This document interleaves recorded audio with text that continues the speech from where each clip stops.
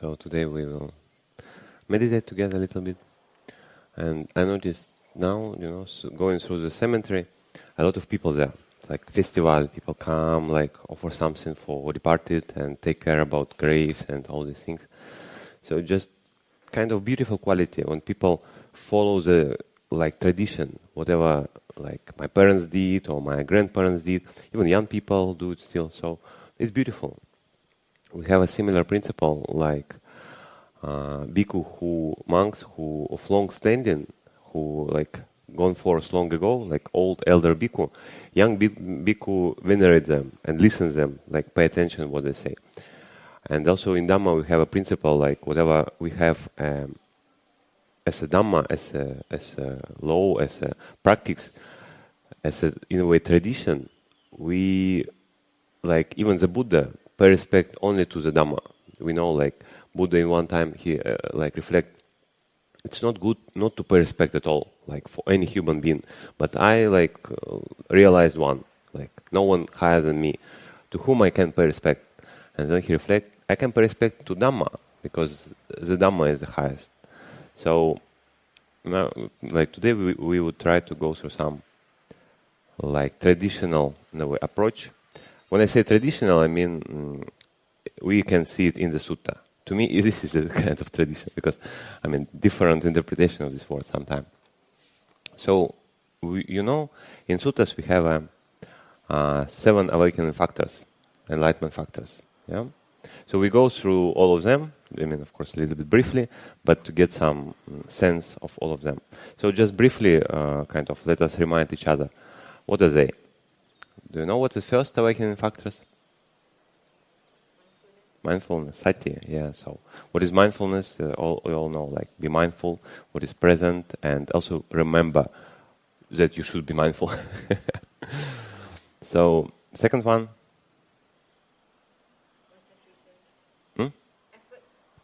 Okay, effort is the third one, good.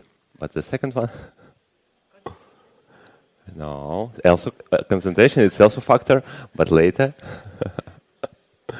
So it's investigation of phenomena, dhamma they call it. So you investigate whatever you see, like let it be mindful mind. Yeah, you're mindful, you investigate the mind, and you see like is it impermanent, is it non-self, can I cling to it, or it's suffering, and so on. And you investigate the conditionality, like why it's calm, what's the reason, and like what it can influence if I will be always mindful, where it can lead. So all this kind of investigation of the phenomena.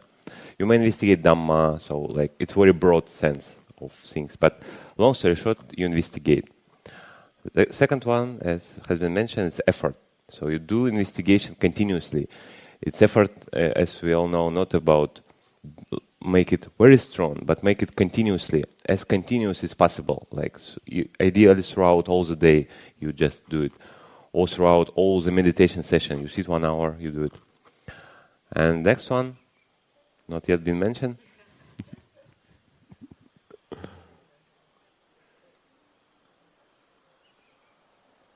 So they call it passaddhi, calmness, tranquility.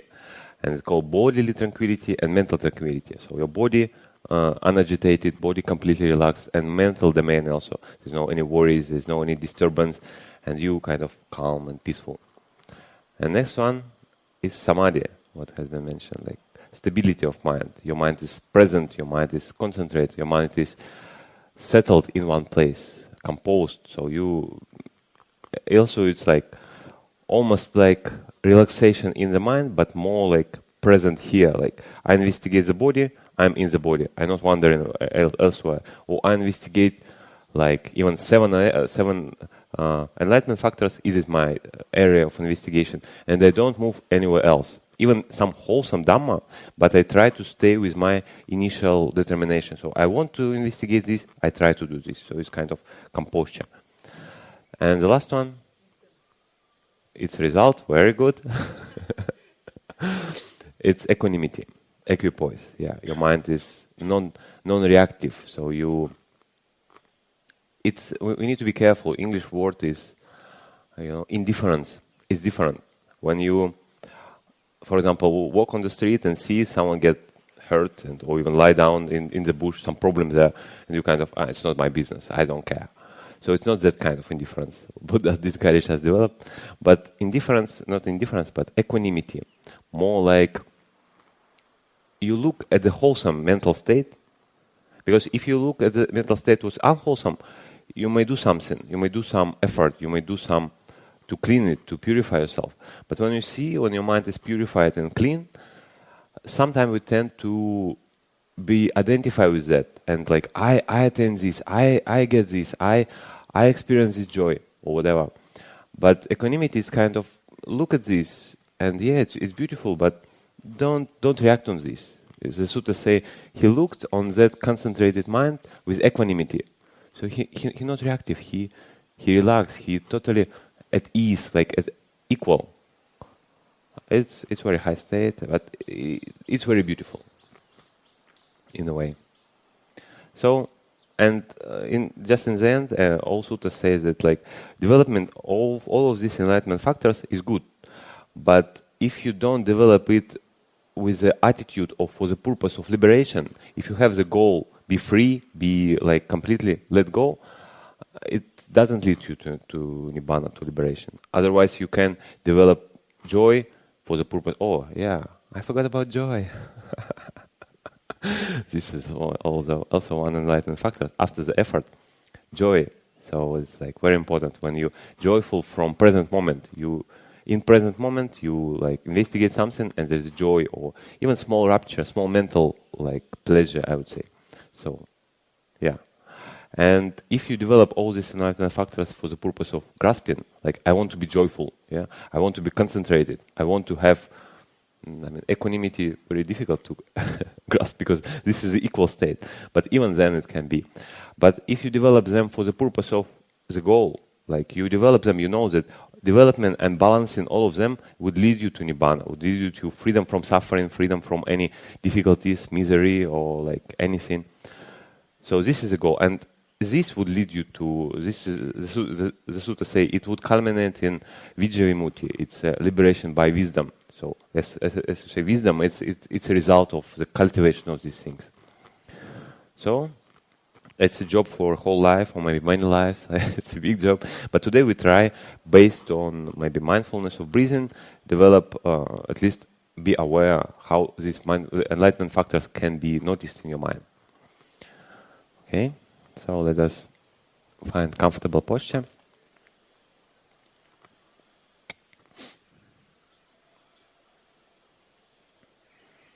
And try to make your body straight. And also relaxed.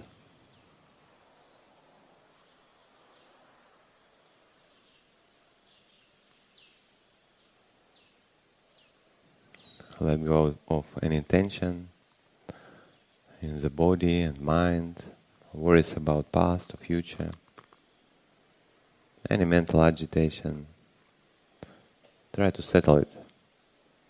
And instead just give the mind opportunity to settle it in the present moment. What's happening now? And don't try to make a plan, how long we will meditate and so on. Just this present moment is exist. Right now it's important. And what's happening now?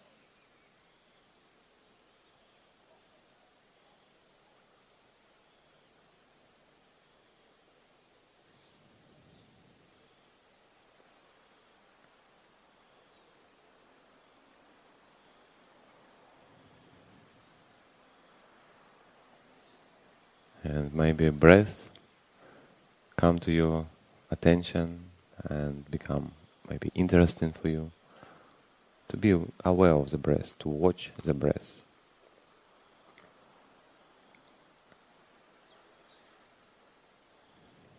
It may be sensations of the breath,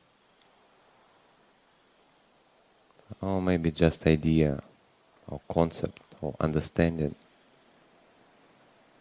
I am breathing in, or I am breathing out.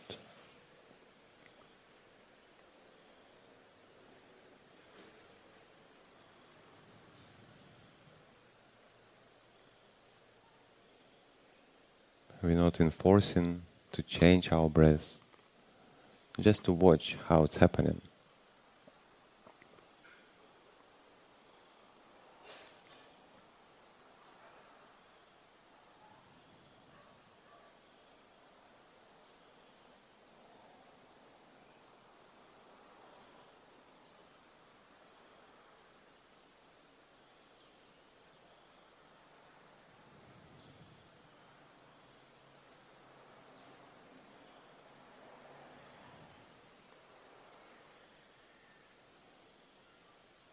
And if you like, you can a bit broaden your attention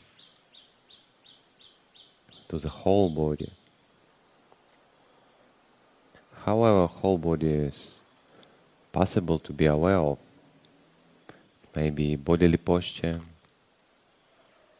maybe sensations in the body,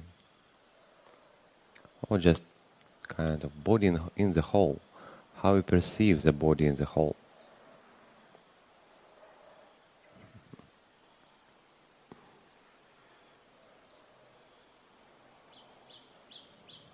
Or you may spread awareness from sensation from the breath, like watching the nostril area, the chest area, and wherever you feel the breath. And then try to expand your attention through all of the body.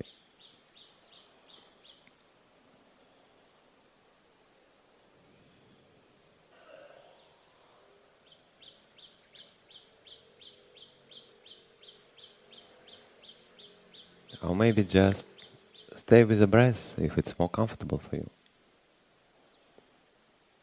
The purpose of this exercise to develop mindfulness as awakening factor.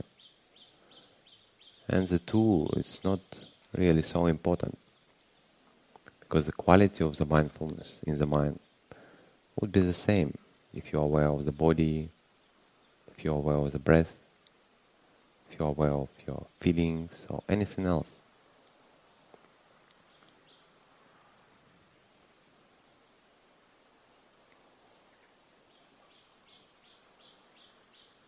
Just the body or the breath, so easy to recognize. It's always with us. It can be our anchor, something what happening at the background of our attention, whatever we do.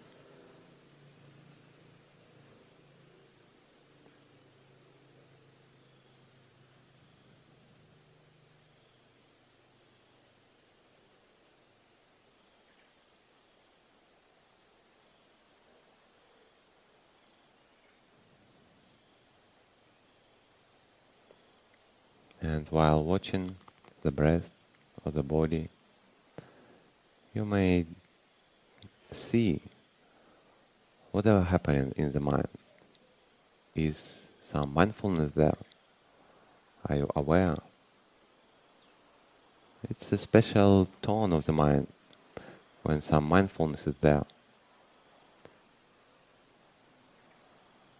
If it's not so strong or you cannot notice it, just continue your awareness of the breath, of the body, with keeping an eye on the mind. Is the mindfulness is growing?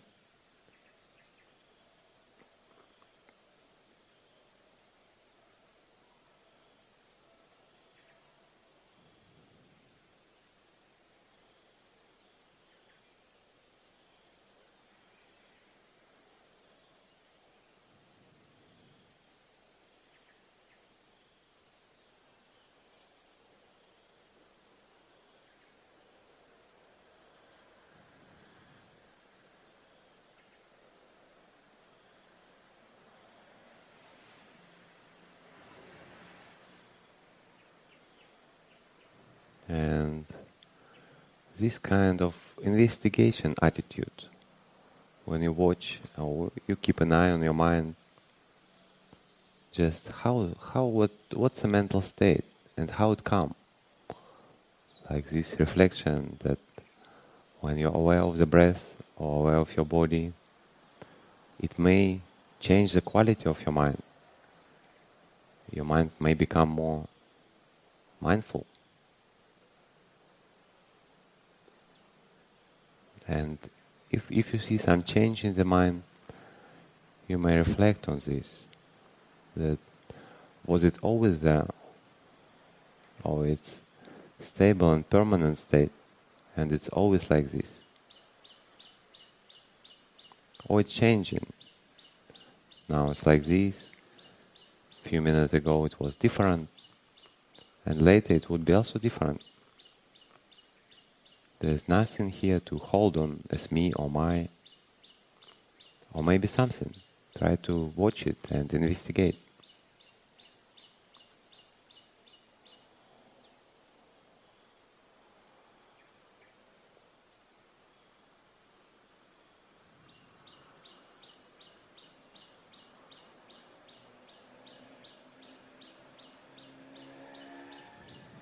And you may see this process of investigation even on more thinking level, or sometime on more deep level, just experiencing impermanence, just experiencing that nothing to hold to.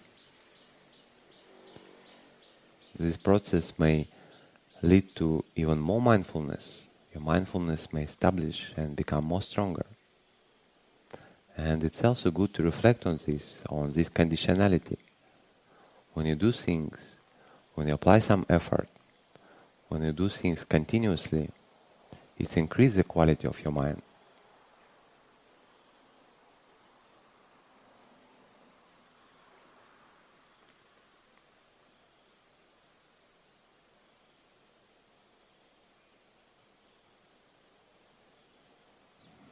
We also may reflect why actually we would like to be effortful, why we would like to continuously develop our mind, continuously try to make our mind clean, pure, better.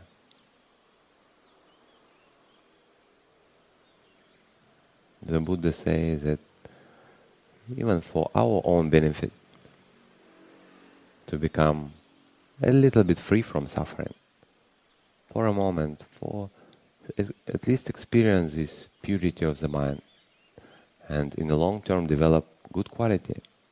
This is beneficial for us.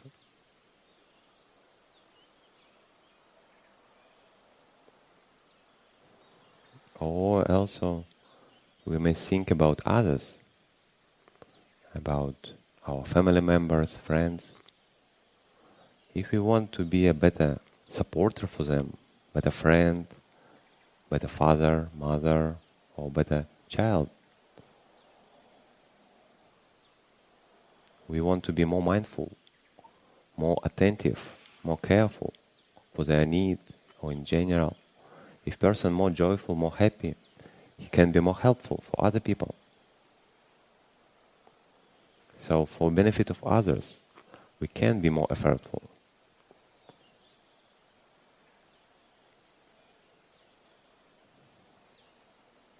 And of course, of benefit of both, for my benefit and for benefit of others. The Buddha say it's enough to get inspiration, to arouse effort, to be effortful, not to be lazy.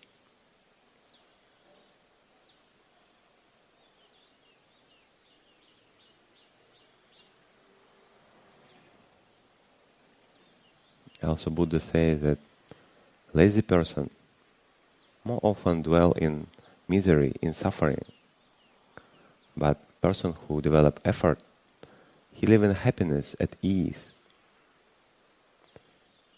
We may reflect on this.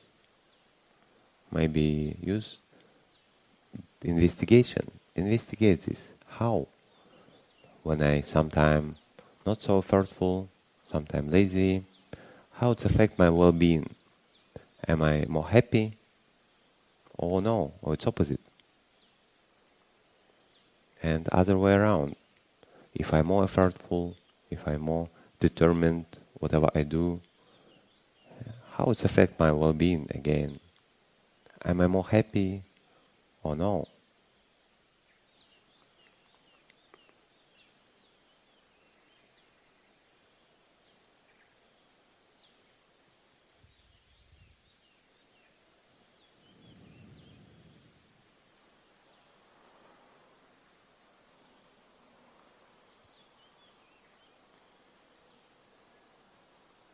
So we develop our mindfulness based on breath, based on body.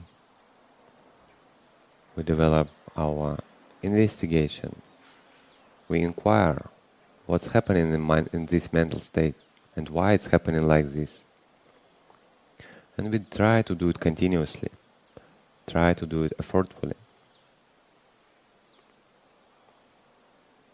And doing this, sooner or later, some joy may arise.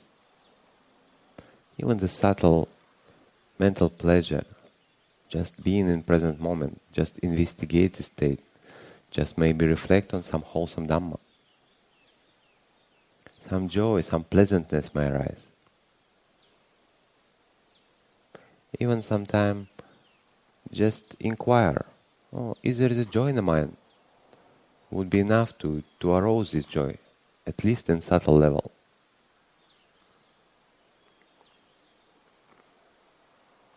Or sometime, small smile on the face may help you to arouse this joy.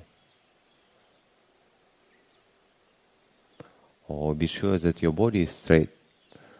It also helps.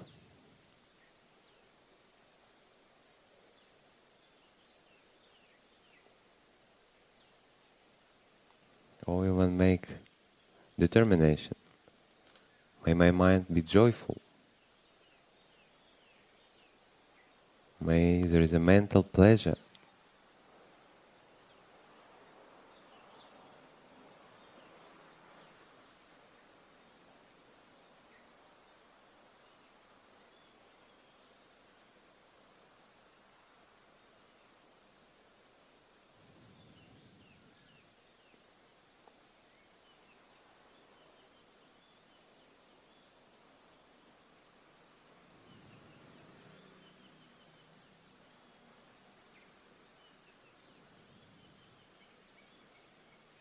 And also investigate this state.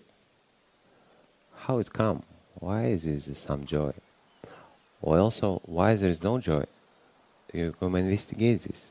And what's the reason? What's the condition to joy to arouse? Maybe I'm wondering, maybe my mind wandering here and there. Then you may just notice it. Try to let go and come back to the breath, come back to the body. Relax your attitude towards this. Or maybe sometime over effort, like people sometimes try to effortfully and struggle to concentrate on something. And it also doesn't lead to joy. It leads only to headache. So try to release over effort. Try to be mindful. Try to not lose your attention, your awareness. But don't try to overburden yourself with that.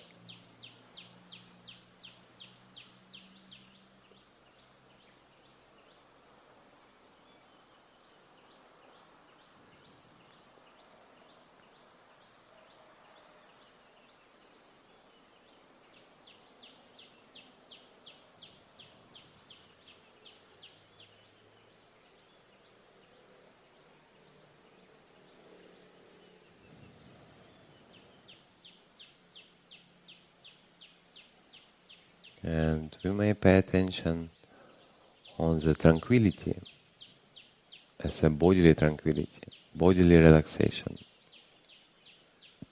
ease in the body. There's no any tension there. Only bodily posture becomes straight. Only this awareness of the straightness, but the rest of the body relaxed and calm. The joy and mindfulness can lead to this. Or we may focus on it and pay attention on this, and it would happen naturally.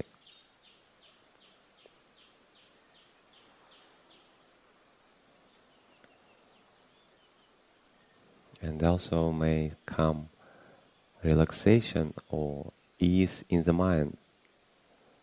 It usually comes with the body.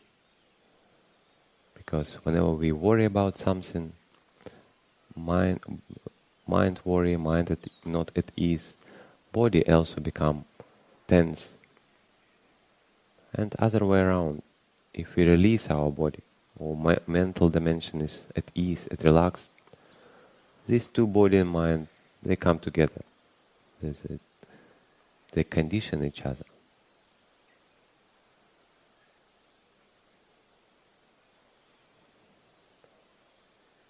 So we may be aware of relaxation in the body and relaxation in the mental domain.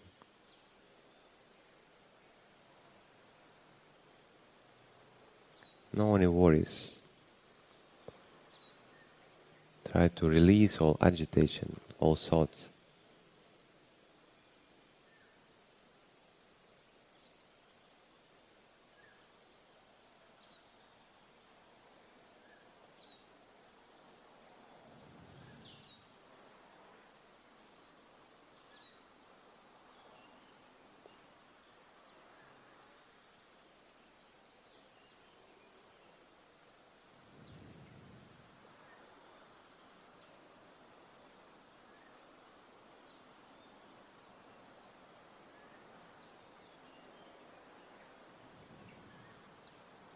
And we may see quality of the mind as stability, concentration.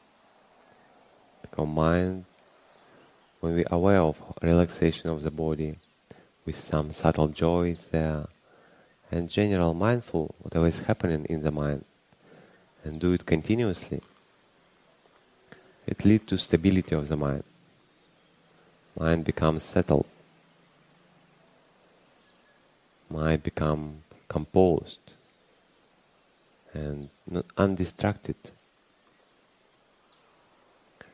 Just reflecting on the quality of the mind also may be enough to arouse this quality, to increase this quality.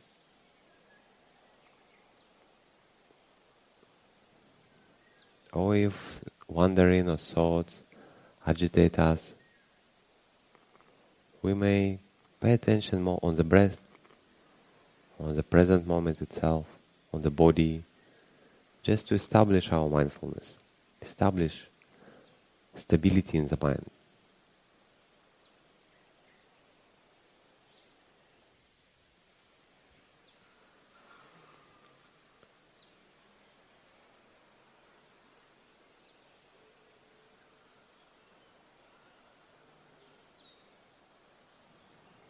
And we may try to look at that mind, stable mind, concentrated mind, with joy, with tranquility.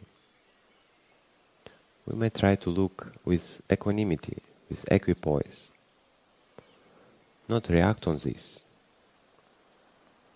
Yes, it's wonderful state, but we try to be relaxed with this. This is just state. This is just conditioned phenomena. Nothing to do with me, with my.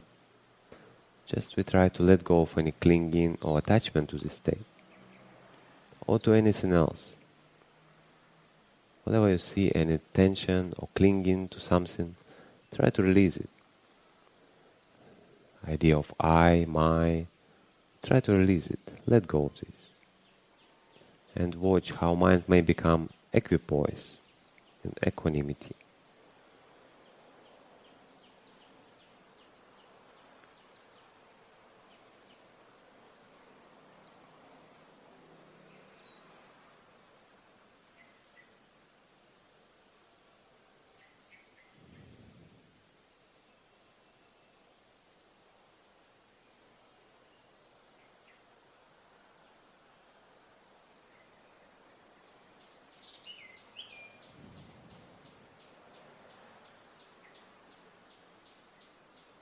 And we may observe our mind and reflect a little bit.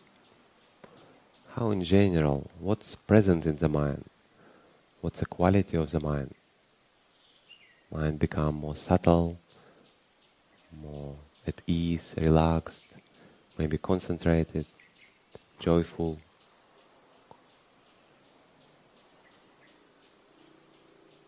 What a wonderful state. We may rejoice in it. We may reflect that this wonderful state, whatever degree of stability we achieved, it's just from 20 minutes of sitting, of meditation. So maybe it would be good for me to develop it more often. And the more often and regular I do it, the more stable and joyful mind I can develop. What a wonderful opportunity to practice this dhamma.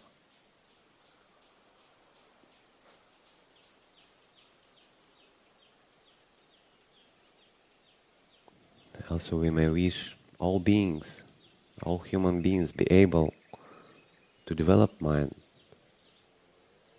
to be free from suffering.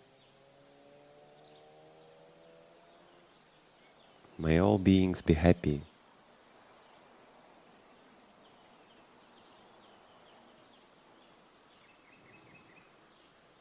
May all beings be at ease.